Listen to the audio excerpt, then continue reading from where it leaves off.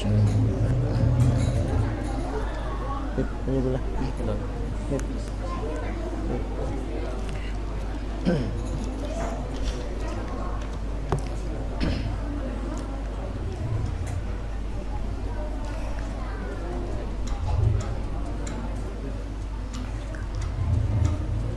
Astaghfirullahaladzim, astaghfirullahaladzim, astaghfirullahaladzim, astaghfirullahaladzim, alladzi la ilaha illa huwal hayyul qayyum wa atubu ilaih.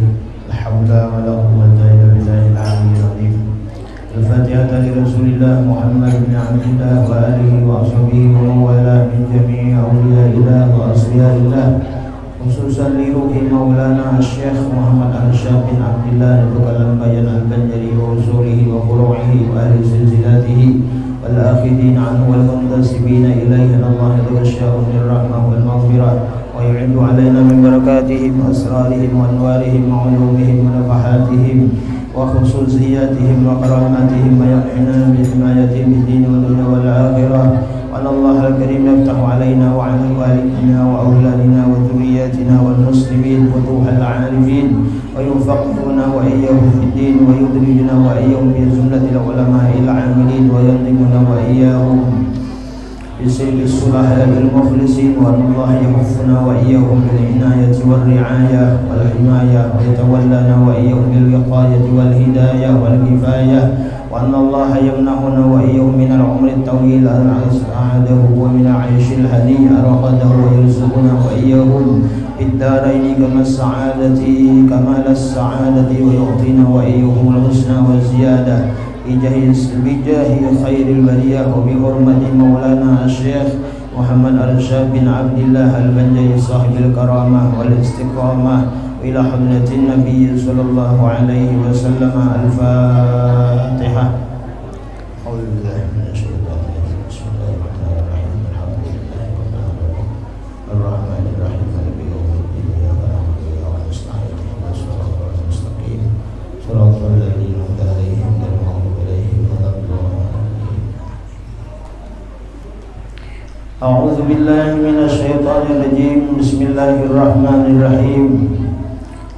الحمد لله الذي أرسل سيدنا محمدا صلى الله عليه وسلم بكامل الشريعة وخالص الدين وحلاجيد رسالته بباهر الخوارق وأيده بكمات الأصحاب المهتدين وخص من شاء من أتباع ملته بالرقي إلى أوج المعارف والحقائق وأفاض عليهم من بهور المواهب اللدنية ظروف اللطائف وشوارق الرقائق وأصبحوا هداة الأمة وقادتها إلى العزيز العليم سالكين بعباد الله تعالى من سبل الإرشاد على الصراط المستقيم. وآل الله عليه وعليهم زاكي الصلوات والتسليم ووفقنا للاهتداء بهداهم والاقتداء بآثارهم والاقتباس من مشكاة أنوارهم بهندس الجهل البهيم ما عطرت مناقبهم معاطس الأسماع الواعية وتليت آي فضائلهم فكانت إلى النهوض إلى الله داعية. قال الله تعالى في القرآن الكريم: أعوذ بالله من الشيطان الرجيم. ألا إن أولياء الله لا خوف عليهم ولا هم يحزنون الذين آمنوا وكانوا يتقون لهم البشرى في الحياة الدنيا وفي الآخرة لا تبديل لكلمة الله ذلك هو الفوز العظيم. وقال النبي صلى الله عليه وسلم: عند ذكر الأولياء تنزل الرحمة. وقال أيضا: اذكروا محاسن موتاكم wakufu an masawihim. Amma ba'du, kemudian daripada itu maka inilah sebahagian manaqib riwayat hidup Asy-Syaikh Muhammad Arsyad Al-Banjari Datuk Kalampayan radhiyallahu anhu. Mudah-mudahan Allah Subhanahu wa taala menurunkan rahmat dan mengampuni serta meridui bagi beliau dan bagi orang yang membaca manaqibnya dan mendengarkannya. Amin ya rabbal alamin. Tuan Syekh Muhammad Arsyad Al-Banjari, beliau adalah seorang yang sangat alim, yang menguasai berbagai ilmu agama, yang sangat saleh, yang sangat bersifat wara', seorang ulama besar yang menghimpun antara ilmu zahir dan ilmu batin, seorang arif billah yang tenggelam dalam mencintai Allah dan Rasulnya, seorang ulama yang sangat dimasyhurkan Allah di masanya dan daerahnya. Murid Tuan Syekh Muhammad As-Samman Al-Madani radhiyallahu anhu.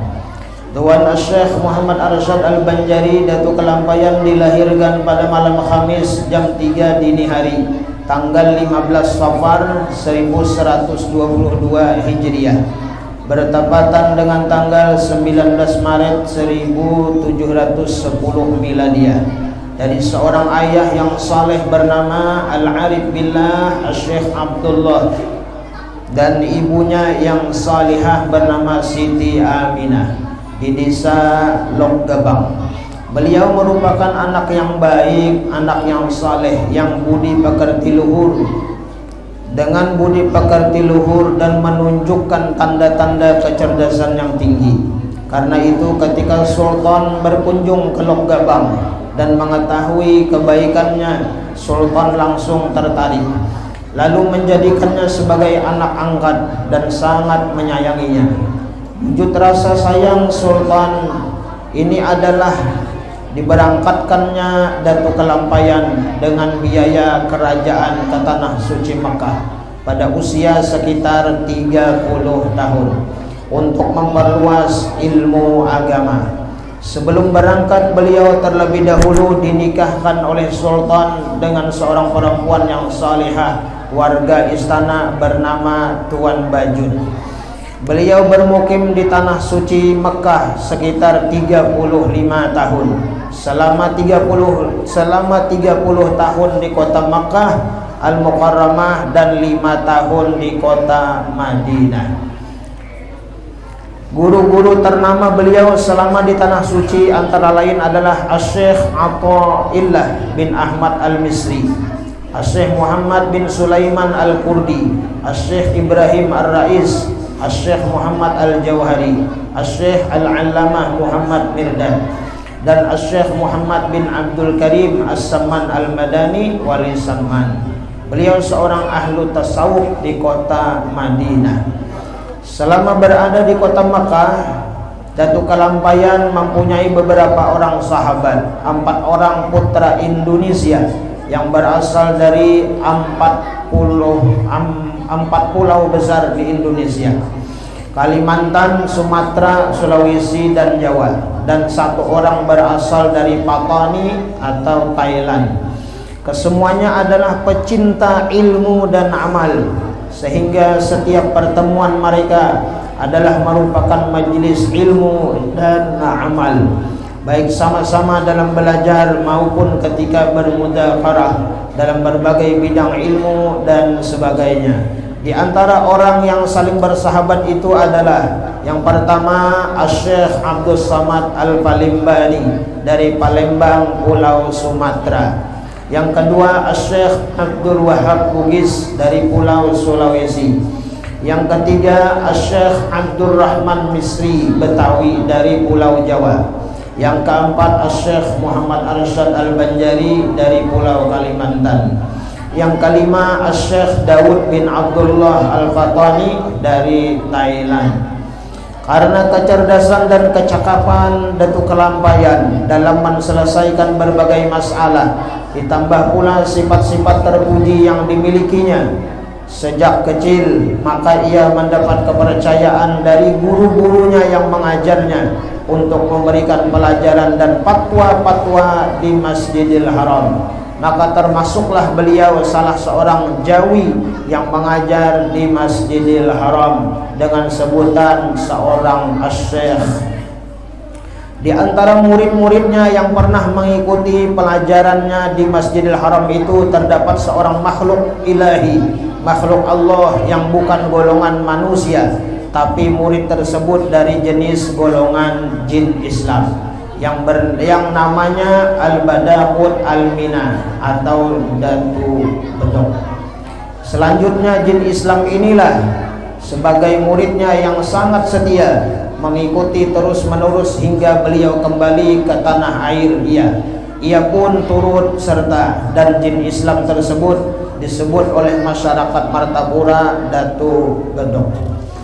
Setelah dirasa cukup dalam belajar dan pengamalan di Makkah dan di Madinah, Syekh Muhammad Arsyad Al-Banjari dan Syekh Abdul Samad Al-Falimbani berkeinginan melanjutkan studi ke kota Mesir. Tapi Syekhul Islam Imamul Haramain Syekh Muhammad bin Sulaiman Al-Kurdi yang bermukim di Madinah menasihati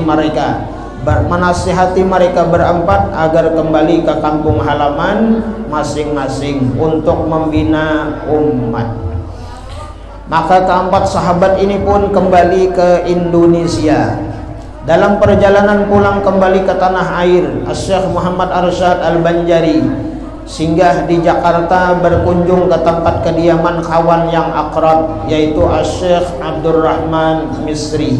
Selama 2 bulan di Jakarta adalah merupakan hari-hari pertemuan yang indah dan perkenalan dengan masyarakat Jakarta untuk lebih merapatkan ukhuwah Islamiyah. Masyarakat Jakarta mengadakan penyambutan yang luar biasa, bukan hanya rakyat semata-mata, tapi segenap alim ulama yang diketuai oleh Syekh Abdul Qahar menerima kedatangan Syekh Muhammad Arsyad dengan penuh rasa gembira. Tidaklah ada perasaan yang hendak bermegah-megahan, berebut pengaruh dan kedudukan, atau takut akan kehilangan pengikutnya. Tapi sebagai pemegang amanah, pelaksana fungsi para anbiya harus sama-sama mempunyai kewajiban yang mulia, ialah untuk membimbing umat. Sementara itu masih sempat Syekh Muhammad Arsyad Datu Kelampayan berkunjung di beberapa desa untuk bersembahyang Jumat sambil berta'aruf, berkenal-kenalan dengan masyarakat Islam di desa itu. Di samping itu pula beberapa buah masjid yang dibetulkan arah kiblatnya, antara lain Masjid Jembatan 5. Itulah sebabnya di mihrab Masjid Jembatan 5 terdapat sebuah tulisan berbahasa Arab yang berbunyi, arah kiblat masjid ini dipalingkan ke kanan sebanyak 25 derajat oleh Syekh Muhammad Arsyad Al-Banjari Datu Kelampayan pada tanggal 4 Safar 1186 Hijriah bertepatan tanggal 7 Mei 1772 Miladiah. Tatkala ditanyakan apakah arah kiblat tersebut salah jihadnya, maka dengan tegas ditunjukkannya dengan tangan arah kiblat yang sebenarnya. Dan kepada yang hadir saat itu dipersilahkan menilik dari celah-celah lubang tangan baju jubahnya Datu Kelampayan. Ketika dilihat dari celah-celah lubang tangan baju jubahnya itu, nampak dengan jelas kelihatan Baitullah. Syekh Muhammad Arsyad Al-Banjari diajak naik kapal, dan sesampai di tengah laut oleh Gubernur Jenderal ditanyakan lagi berapa dalamnya laut itu. Dengan tersenyum beliau menjawab, sekian kaki dalamnya. Setelah diadakan pengelutan, ternyata benar. Semenjak itulah beliau diberi gelar Tuan Haji Besar, yang akhirnya oleh masyarakat Banjar itu menjadi sebutan Tuan Surgi Haji Bu Besar.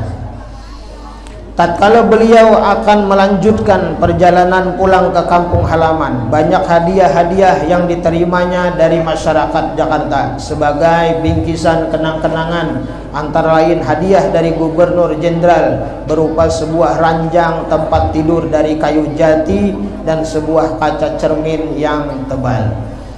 Syekh Muhammad Arsyad Al-Banjari tiba di Martapura pada bulan Ramadan 1186 Hijriah bertepatan bulan Desember 1772 Miladiah.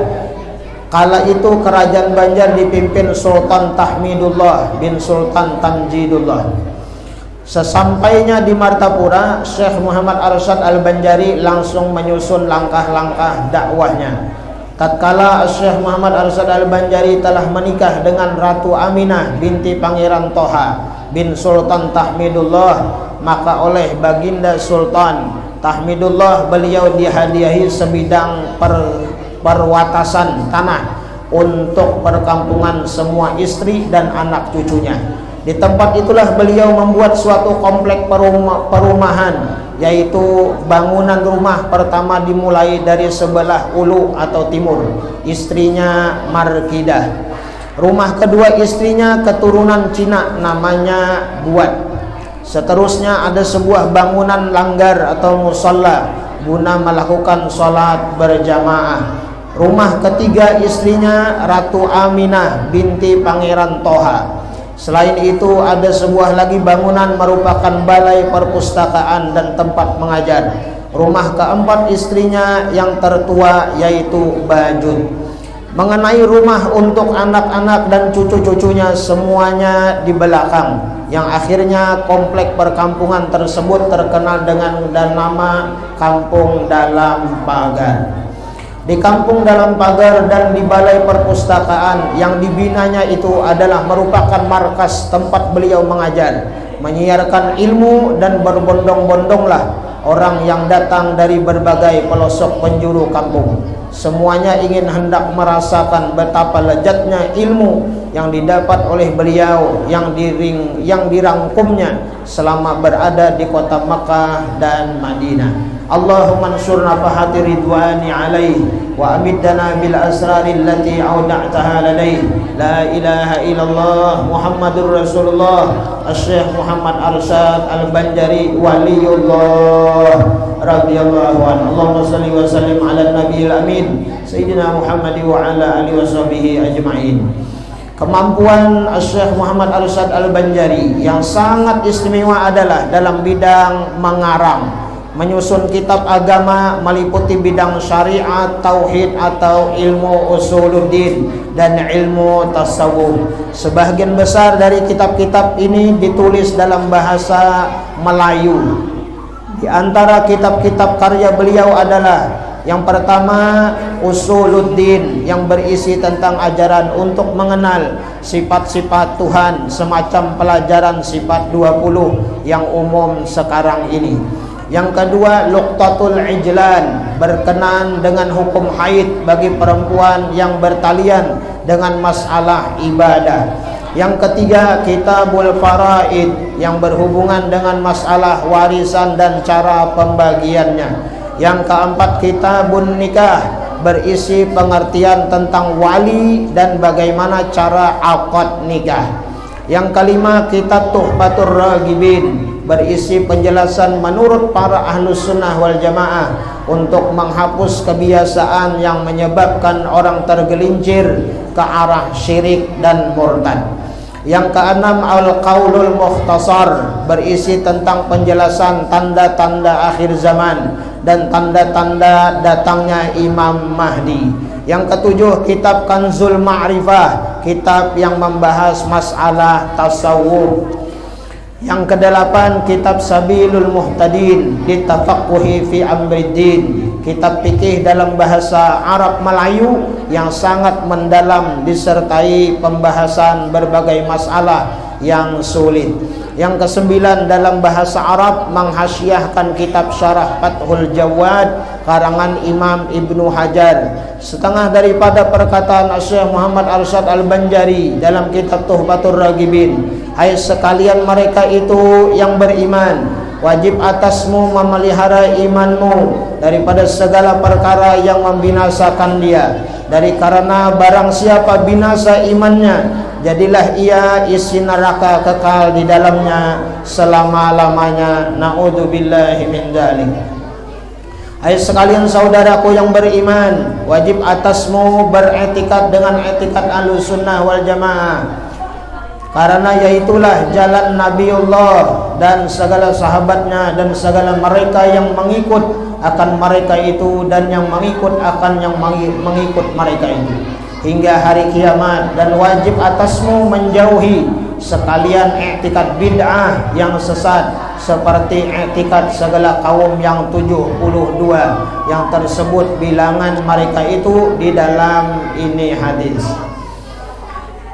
yakni bahwasanya kaum Bani Israel bercerai-berai mereka itu kemudian daripada Nabi Musa 73 kaum sekaliannya di dalam neraka, melainkan satu jua yang masuk surga, dan bercerai-cerai mereka itu kemudian daripada Nabi Isa 72 kaum sekaliannya di dalam neraka, melainkan satu kaum jua yang masuk surga, dan lagi akan bercerai-cerai umatku kemudian daripadaku 73 kaum sekaliannya di dalam neraka, melainkan satu kaum jua yang masuk surga. Maka sembah segala sahabat, siapa yang satu kaum itu ya Rasulullah? Maka sabda Rasulullah sallallahu alaihi wasallam, yaitu yang aku di dalamnya dan segala sahabatku, yaitu jalanku yang betul dan jalan segala sahabatku, yaitulah jalan ahlus sunnah wal jamaah.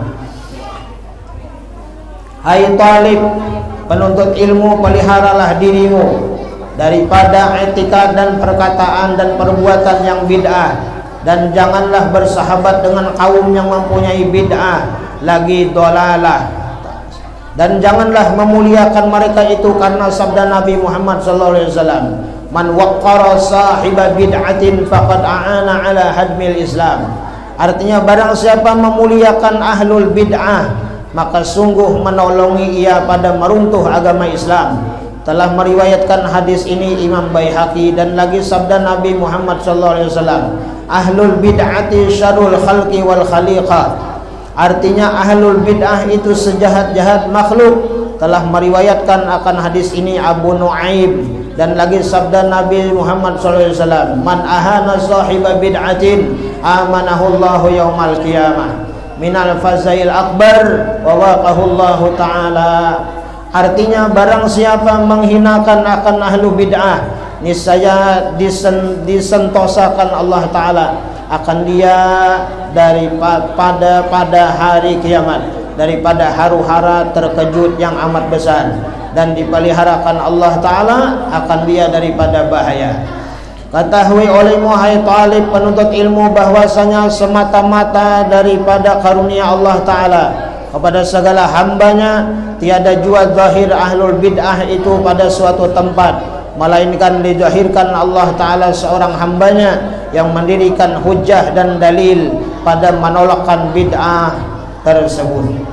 Ketahui olehmu hai talib penuntut ilmu bahwasanya tubuh dari taubat daripada dosa itu wajib atas tiap-tiap mukallaf, dan menyegerakan taubat itu pun wajib pula. Dan barang siapa melambatkan taubat, maka atasnya dosa, wajib pula taubat atasnya daripadanya, sama ada maksiat itu dosa besar atau dosa kecil. Hai sekalian ikhwan, hendaklah istighfar, berbanyak-banyak taubat dan istighfar daripada segala maksiat pada tiap-tiap malam dan siang, dan janganlah engkau jemu daripadanya, karena Allah Subhanahu wa taala mengasihi akan segala mereka yang berbanyak-banyak taubat daripadanya. Setengah daripada perkataan Datuk Kelampayan Syekh Muhammad Arsyad Al-Banjari dalam kitab Sabilul Muhtadin, bermula sunat bagi tiap-tiap yang akil balik menyebut-nyebut akan mati dengan lidahnya dan dengan hatinya, dan sunat baginya berbanyak-banyak daripada menyebut akan dia dahulu daripada datangnya. Nah, jadi kita jadi Datuk Kelampayan, bagi kita nang balik berakal, ya kan, kita ini sunat untuk mengingat menyebut-nyebut akan kematian dengan lidah kita sebelum kematian itu datang. Karena apa? Karena yang demikian itu jersidin terlebih membawa kepada mengerjakan yang disuruhkan Allah dan menjauhi daripada segala larangannya, dan mengurangi akan banyak daripada angan-angan dan ingin akan harta dunia dan perhiasannya, dan menambahi akan yang sedikit daripada amal dan ibadah akan Allah Ta'ala. Dan sunat baginya bersedia dengan membaharui taubat jika tiada diketahuinya ada atasnya hak Allah dan hak manusia. Dan jika diketahuinya ada atasnya hak Allah dan hak manusia, maka wajib atasnya taubat dengan membayar segala hak yang tersebut itu. Bermula orang yang sakit terlebih utama dengan mengerjakan yang tersebut itu. Dan sunat mendatangi orang yang sakit yang Islam jikalau sakit mata sekalipun, dan berseteru dengan dia, dan yang tiada dikenalnya akan dia, dan yang sekampung dengan dia, dan demikian lagi yang kafir, ada ia sekampungnya atau kerabatnya atau khadamnya atau diharap Islamnya. Dan jika tiada seperti demikian, maka tiadalah sunat mendatanginya, hanya harus jua dengan tiada makruh. Dan tiada sunat mendatangi akan mempunyai bid'ah, yang mungkar dan yang fasik dan yang zalim dengan mengambil cukai sesama Islam atau lainnya, melainkan jika ada ia kerabatnya atau sekampungnya, atau diharap akan taubatnya sebab didatangi akan dia, maka itu sunat mendatanginya.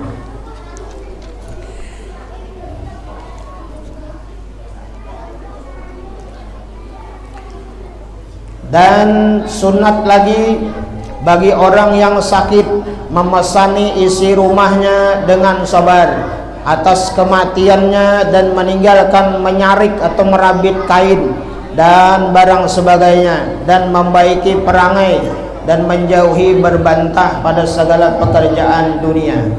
Dan demikian lagi sunat bagi yang sakit meminta maaf dan meminta ridho kepada segala mereka yang ta'alluq dengan dia daripada khadamnya dan lainnya.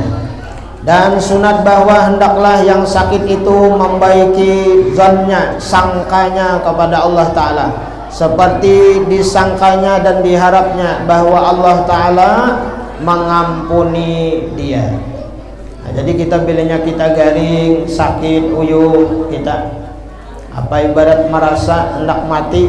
Nah, kita ini dalam hati kita berbaik sangka lawan Allah, mengharap lawan Allah, ya kan, mudah-mudahan dosa kita ini diampuni oleh Allah Subhanahu wa ta'ala.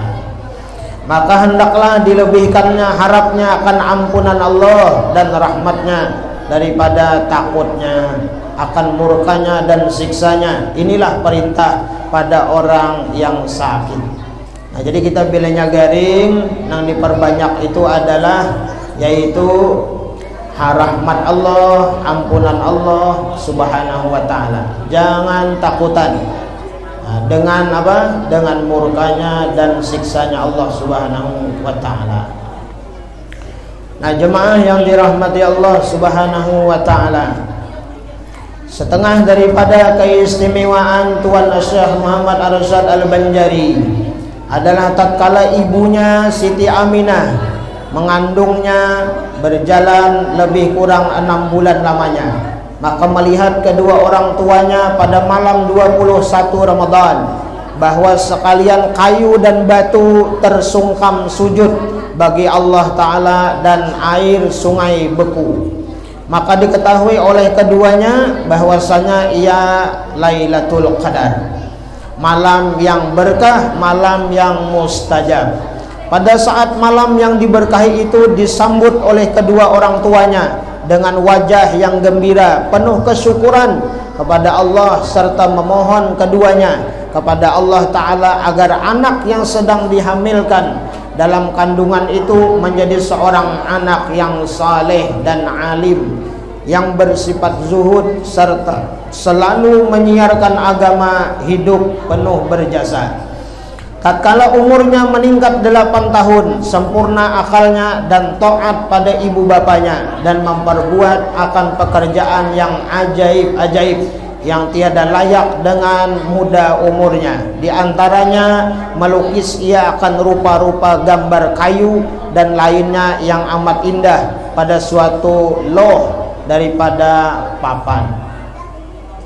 Setengah daripada keistimewaan Datuk Kalampayan adalah menurut kebiasaan Sultan, seringkali mengundang para menterinya ke istana untuk kemudian tidur bersama pula di istana. Dan pada suatu malam Syekh Muhammad Arsyad Al-Banjari turut pula tidur bersama-sama dengan para menteri itu.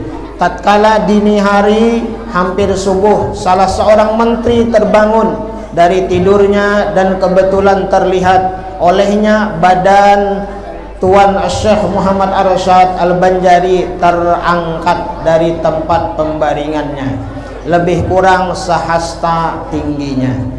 Nah, jadi ini keistimewaan Datuk Kelampayan yang dilihat oleh menteri ya kan kerajaan. Nah, dilihat bahwa awak Datuk Kelampayan itu tak angkat. Nah, seakan-akan tidak percaya dengan penglihatan matanya yang baru saja terbangun dari tidurnya. Menteri tersebut dengan cepat merangkul tubuh Datuk Kelampayan yang sedang terangkat naik itu. Lalu terbangunlah ia, kemudian menangis. Ketika ditanya mengapa gerangan sampai terharu hati menangis, dijawabnya bahwa ia sedang bermimpi diajak orang naik ke atas langit, dan waktu sedang bersama-sama naik tiba-tiba terbangun karena dirangkul itu.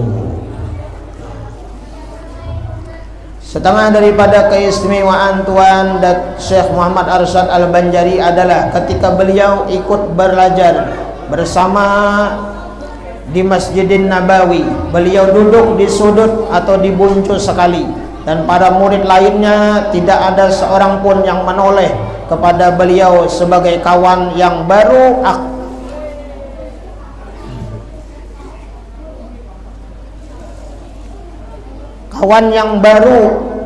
agaknya, entah karena orang Jawi pada masa itu masih dianggap rendah sekali tingkatan pengetahuannya jika dibandingkan dengan orang Arab di sana. Sekali peristiwa tatkala Syekhul Islam Syekh Muhammad Sulaiman Al-Qurdi itu sedang memberikan pelajaran kuliahnya, terhenti kepada suatu masalah yang agak sulit dan kemudian ditanyakannya kepada sekalian murid-muridnya yang hadir. Kalau ada yang mampu memecahkan masalah tersebut, namun rupanya segenap murid pun tidak ada yang dapat memberikan jawabannya. Kemudian oleh Syekhul Islam tersebut ditanyakan bahwa pelajaran hari ini sekian dulu dan besok harinya disambung kembali. Keesokan harinya Datuk Kelampayan telah siap dengan jawaban tertulis disertai catatan benarkah pendapatnya ini atau tidak. Sementara itu kedudukan Syekh Muhammad Arsyad masih tetap seperti sedia kala, dihiga duduk, membuncu aja, yaitu duduk di sudut, dan ia minta dengan perantaraan murid-murid yang ada di hadapannya untuk menyampaikan jawaban tertulis itu kepada Syekhul Islam, yaitu Sulaiman Qurdi. Tidak berapa lama jawaban tertulis itu beredar dari tangan ke tangan lainnya, masing-masing membaca ingin tahu. Melihat keadaan yang sedemikian itu, ditanyakan oleh Syekhul Islam tersebut, surat apakah itu? Maka dijawab para murid bahwa itu jawaban tertulis dari seorang Jawi mengenai masalah yang terhenti kemarin. Setelah dibaca dengan seksama oleh Syekhul Islam Syekh Sulaiman Al-Qurdi akan jawaban tertulis yang baru diterimanya itu, maka dengan spontan ia mengucapkan syukur kepada Alhamdulillah kepada Tuhan, yang selanjutnya menyuruh kepada murid lainnya supaya mencium tangan orang Jawi itu atau Datuk Kelampayan, sebab ia lebih alim dari mereka semua. Semenjak peristiwa tersebut, Syekh Muhammad Arsyad tidak diperkenankan lagi duduk di sudut, tapi ia lalu didudukkan di tengah-tengah bersama Syekhul Islam, guru besar dari Mesir itu, sedang para murid lainnya duduk mengelilinginya. Setengah daripada keistimewaan Tuan Syekh Muhammad Arsyad Al-Banjari adalah sifat keadilan dan kebajikannya terhadap istri-istrinya. Maka beliau sanggup mempunyai istri sampai empat orang dalam keadaan rukun.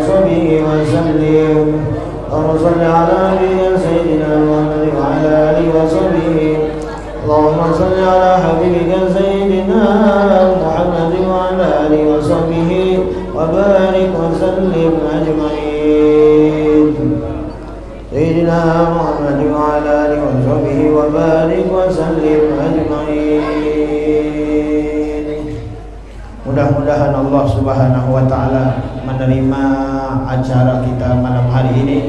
Niat kita bermajelis ilmu, niat kita mahaul aulia Allah Subhanahu wa taala. Terkhusus adalah Tuan Wali Syekh Muhammad Arsyad Al-Banjari untuk malam bayan, yaitu Tuan Guru Syekh Kashful Anwar bin Haji Ismail Al-Banjari, dan kepada seluruh para wali-wali Allah Subhanahu wa taala. Mudah-mudahan kita barataan dapat barokahnya, dapat rahmat dari Allah. Mudah-mudahan kita barataan dipanjangkan umur oleh Allah, diberkahi oleh Allah, sehat badan dalam taat dan ibadah kepada Allah, cinta kepada Rasulullah, cinta kepada zuriyah Nabi Muhammad sallallahu alaihi wasallam. Mudah-mudahan Allah Subhanahu wa taala mudahkan segala urusan kita di dalam dunia. Mudah-mudahan Allah Subhanahu wa taala mudahkan dalam pekerjaan kita. Mudah-mudahan Allah mudahkan dalam urusan rezeki kita. Mudah-mudahan Allah berikan kita rezeki yang banyak, yang halal, yang berkah. Niat untuk ibadah kepada Allah Subhanahu wa taala. Mudah-mudahan Allah kabulkan hajat-hajat kita, baik hajat dunia dan akhirat. Mudah-mudahan Allah ampuni dosa-dosa kita seumur hidup, dosa zahir dan batin, dosa mama abah kita, guru-guru kita, muslimin muslimat berataan. Amin ya rabbal alamin. Selamat dunia dan akhirat, hidup beriman, mati bawa ilmu sempurna, husnul khatimah indal maut. Ala hadiniyah al-Fatihah.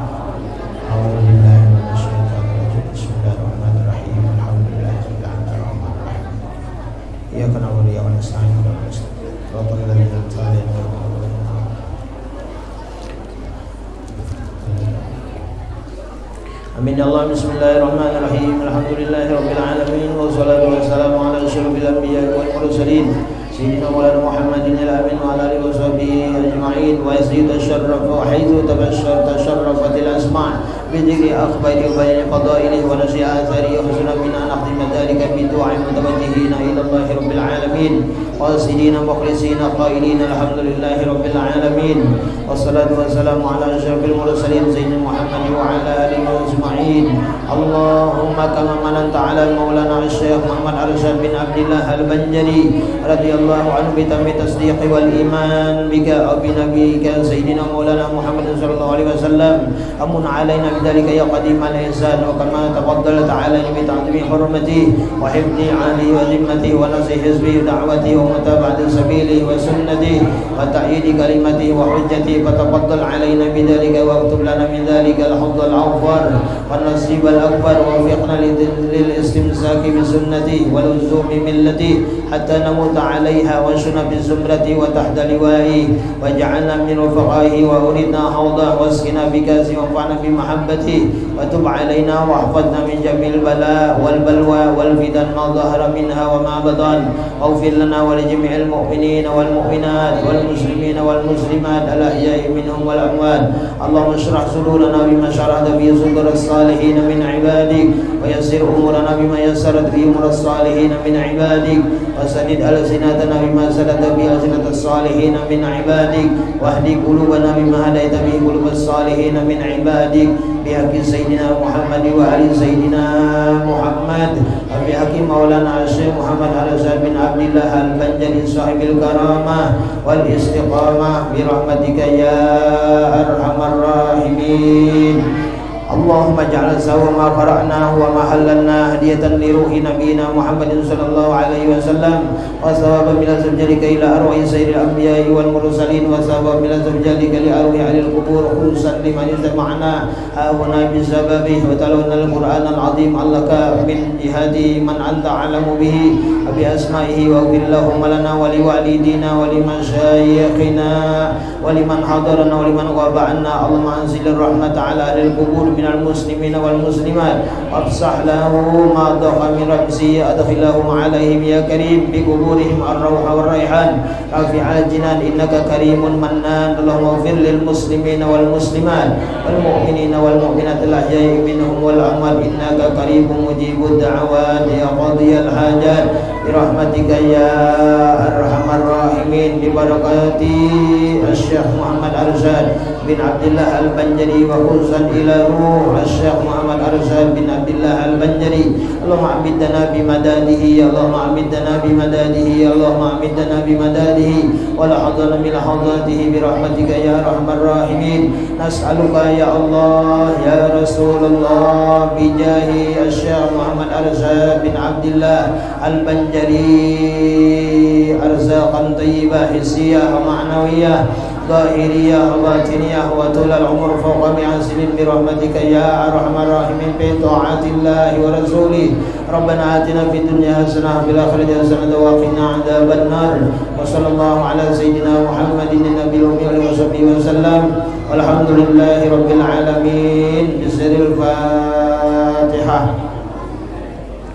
بسم الله الرحمن الرحيم الحمد لله الرحمن الرحيم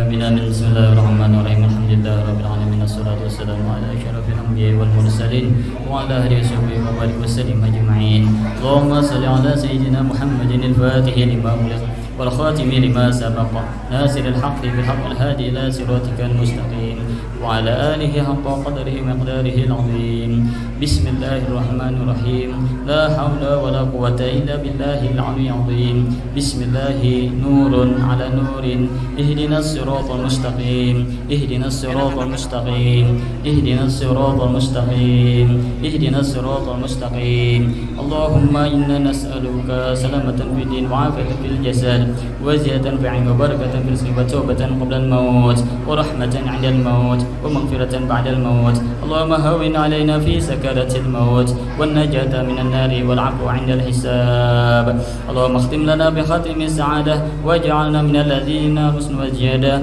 بجاه سيدنا محمد صلى الله عليه وسلم ذي الشفاعة وعلى آله ذوي السيادة ربنا آتنا في الدنيا حسنة وفي الآخرة حسنة وقنا عذاب النار يا ربي بالمصطفى بلغ مقاصدنا واغفر لنا ما مضى يا واسع الكرم يا ربي بالمصطفى بلغ قاصدنا واغفر لنا ما مضى يا واسع الكرم يا ربي بالمصطفى بلغ